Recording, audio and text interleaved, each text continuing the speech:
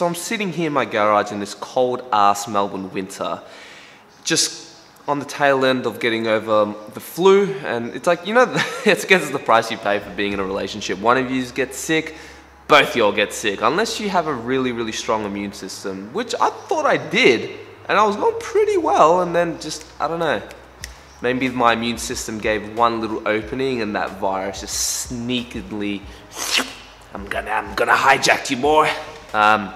As you can see, I'm a little bit loopy, probably from, I'm gonna blame it on the sickness, but really it's just my mind. But Patreon, Q&A time. How you guys been? Good, good. And just before I answer your guys' questions, and by the way, thank you guys so much for supporting this channel. You will not regret it, because these funds really are going towards a good cause, and I've got much bigger, I have a big vision of what I want to do with this channel, and I don't want to share details, because I feel like if you share your goals too much, it takes away, like energetically, it takes away from the vision actually manifesting. And I think it's more important to just take action and then you share what you're doing. But anyways, if you guys have any video requests for real, don't hesitate to send me a message. Even if you have like a long essay on something that you may be struggling with in your own life, who knows, I could even make a video out of it. If you want to be anonymous, just let me know. But kind of like if you've seen Elliot Hulse, kind of like a Yo Elliot sort of style, but with my own unique spin, of course. But anyways, first question comes from Sam Barta. Do you have any advice for getting over past regrets? I heard a friend over a year ago, and whenever I feel that I'm over it, it always seems to creep back up and causes me to self-pity. I have definitely done a lot of bad shit in my youth. Things that I will probably never even admit on camera because of how much shame I've carried around it, but also because it's kind of unnecessary. It's like, okay, what am I gonna do? Share every little fucked up thing I did in my past for what? You know, I'm a different person. It's like, go back in time and ask for that version of Tom for an apology. I think it starts with acknowledging that you are human, and I know that this may seem like a cop-out answer, but we all make mistakes, and you should feel grateful that you even feel self-pity, because a lot of people don't feel remorse at all. They're completely numb to it, and they think that, I don't know, they don't even feel regret for what they've done, even though it's like, really, if they did something to hurt somebody else. We all fuck up. We all have this dark side, and the fact that you're even acknowledging it and you're even feeling self-pity means that you know deep down in your heart that that was the wrong thing to do. And now, you know, I think the next step is to forgive yourself. Right, so sometimes you feel over it, but then you feel it creep back up. Yeah, I kind of deal with that too sometimes, but then I think a powerful word to say is like, you know, I banish those thoughts of self-pity, because you got to think of it logically sometimes and remind yourself that how is feeling self-pity going to change the past? It's not. In fact, it's just going to trigger this downward spiral and make you feel even worse than what you did before. And if you feel really if you feel remorse for it, and you're becoming a better person and you're working on yourself, and you practice self-love, which is important because it could be something unconscious. Yeah, I think it's one of those things that just take time. Keep meditating, you know, and remind yourself that you are human. We all fuck up. It's all good. Like, don't beat yourself up for it. Doesn't matter how bad it is, because trust me, I've done some pretty bad shit, and if I could forgive myself for that, for someone who's overly self-critical and puts myself down constantly, you can too. Another thing that I could recommend is that if it really does constantly creep back up, even when you're convinced that you're over it, have you made amends to that friend? Have you let them know how bad you felt for doing that thing to them? Because maybe having that conversation could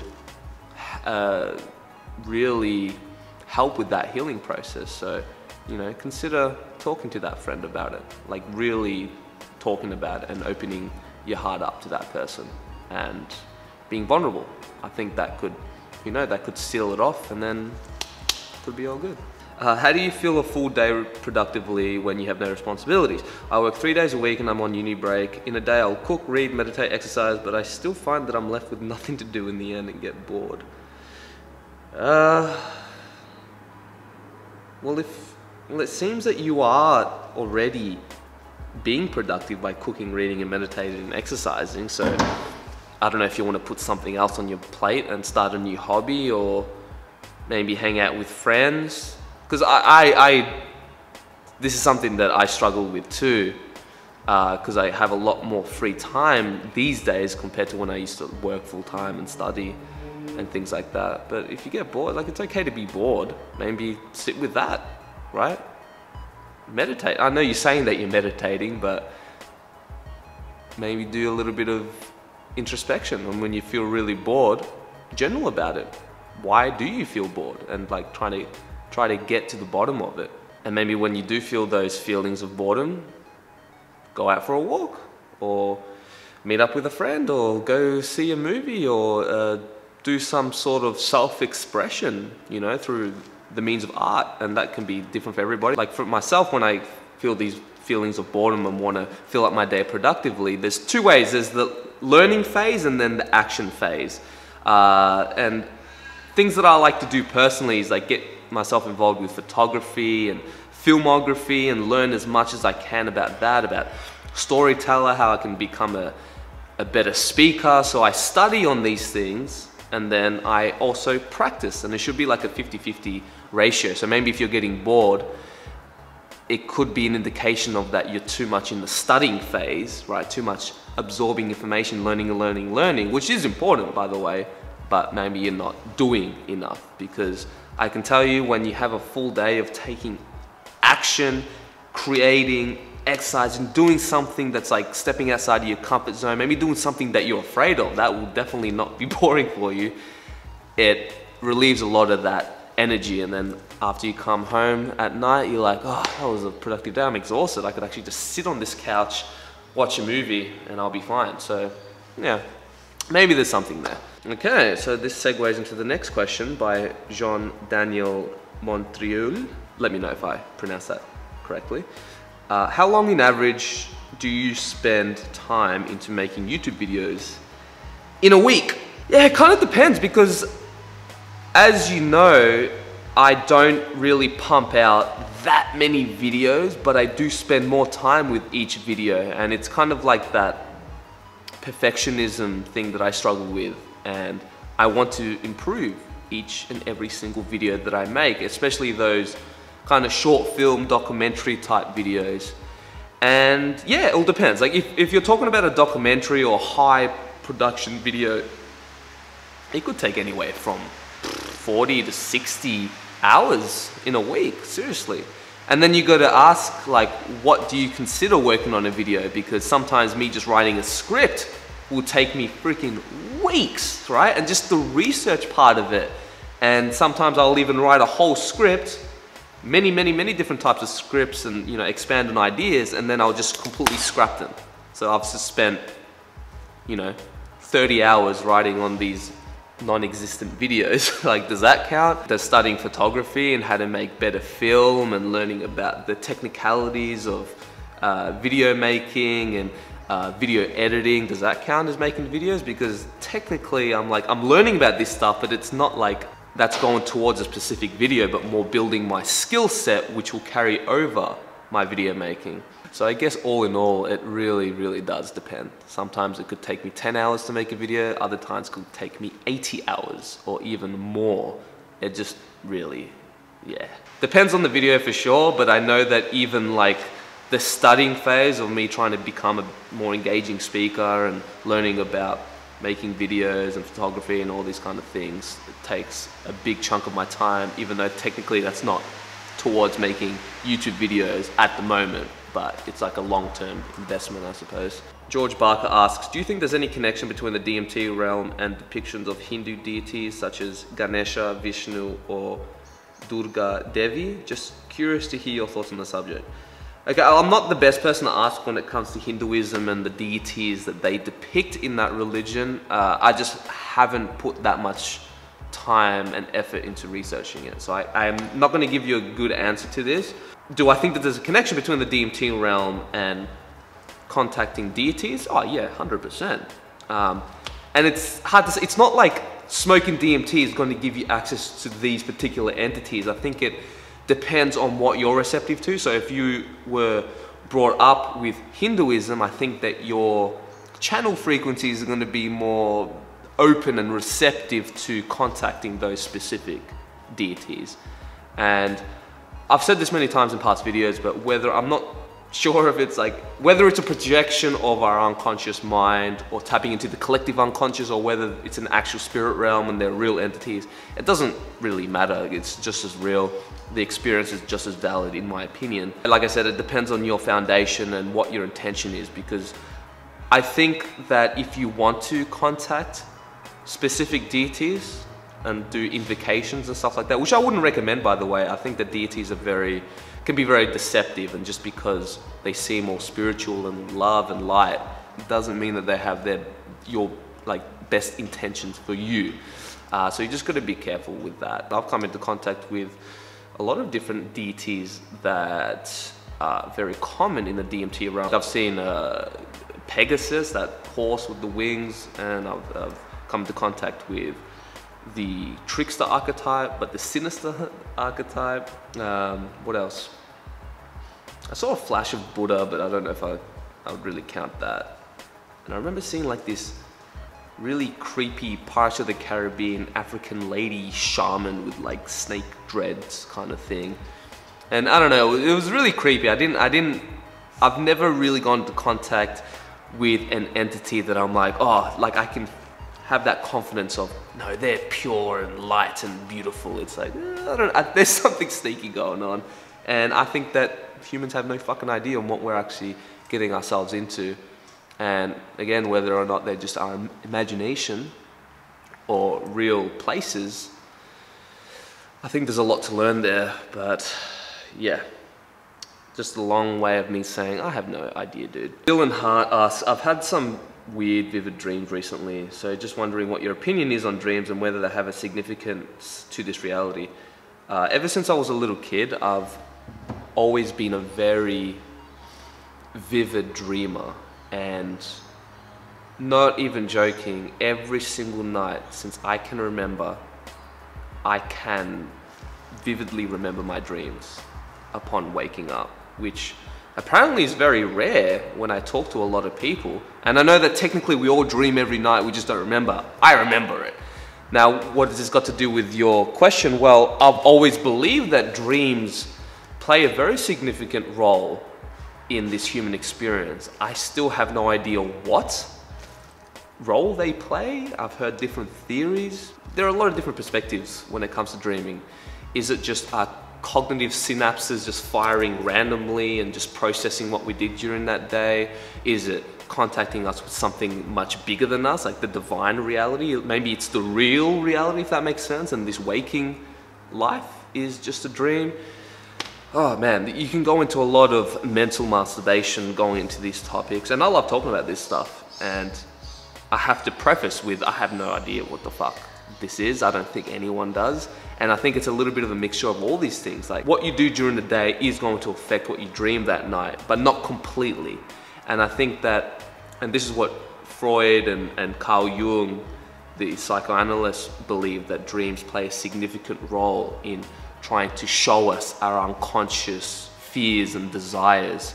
For example, a recurring theme that I have in my dream, it's not all the time, but it happens enough to make me think about it deeply. And that is that I'll have these dreams where my teeth would start falling apart and like chipping away, and I distinctly remember feeling that.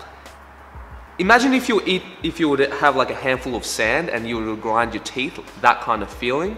And it was just terrifying, right? Like just imagine like losing your teeth, right? It's a heart-wrenching feeling, and I've had this quite a few times.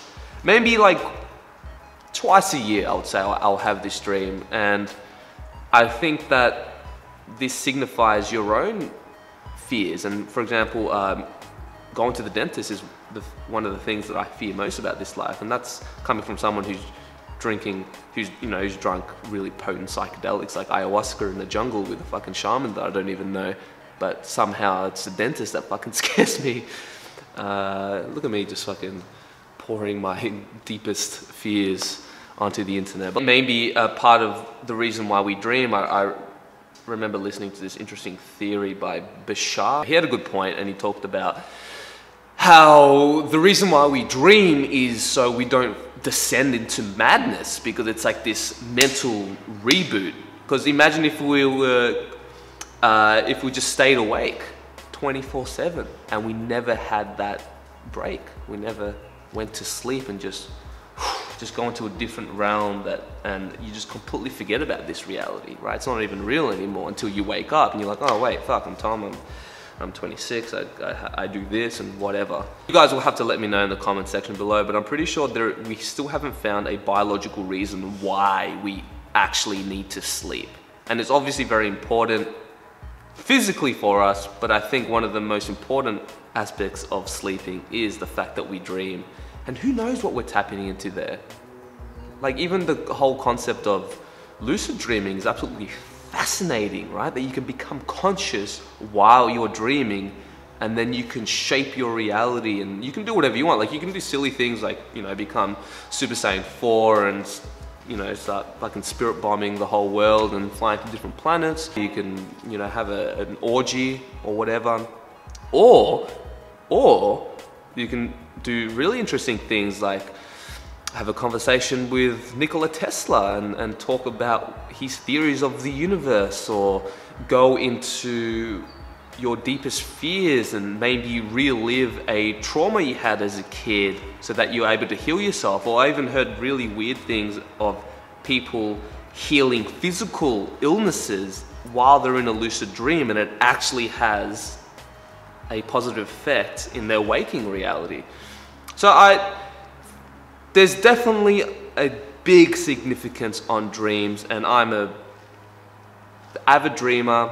I have incredibly vivid dreams all the time, and it's one of the reasons why I struggle waking up every morning, is because I want to continue dreaming, because it's just so interesting and fascinating and just such a, I don't know, you just go into a completely bizarre realm and every night is completely different. So as you can tell by my enthusiasm, I'm very fascinated with dreams, and I don't think anyone really knows what the fuck they mean, but I think they can teach us a lot about our unconscious desires, our fears, and they can help us learn more about our humanness and these other dimensions that we don't quite understand yet.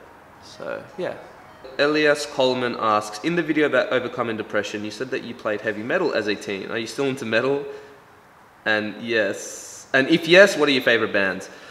I don't listen to metal as much as I did when I was younger. That's probably because I'm just more kind of chilled out, a little bit more zen, but sometimes those neurotic parts will come up again and I'd want to listen to metal. I'm not saying that, you know, only neurotic people listen to metal, but you don't really hear about Buddhist monks, you know, rocking out to Pantera, as awesome as it is. But yes, I still do listen to metal.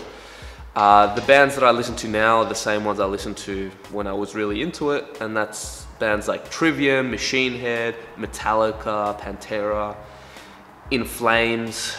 Just a few. Those are probably like my go-to bands. But I also think that metal can be really therapeutic in a lot of ways, in using it as an outlet for your anger, you know what I mean? And it's fun as hell to play on guitar. Like, that's really what kept me going this whole time.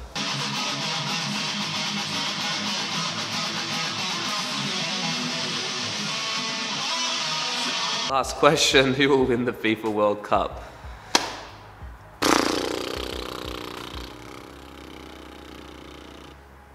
Thanks to those who are participating in commenting on the last Patreon post and who make this video possible. And of course, thank you to all the Patreons, or you Patrons, or my patrons, people who pledge on Patreon.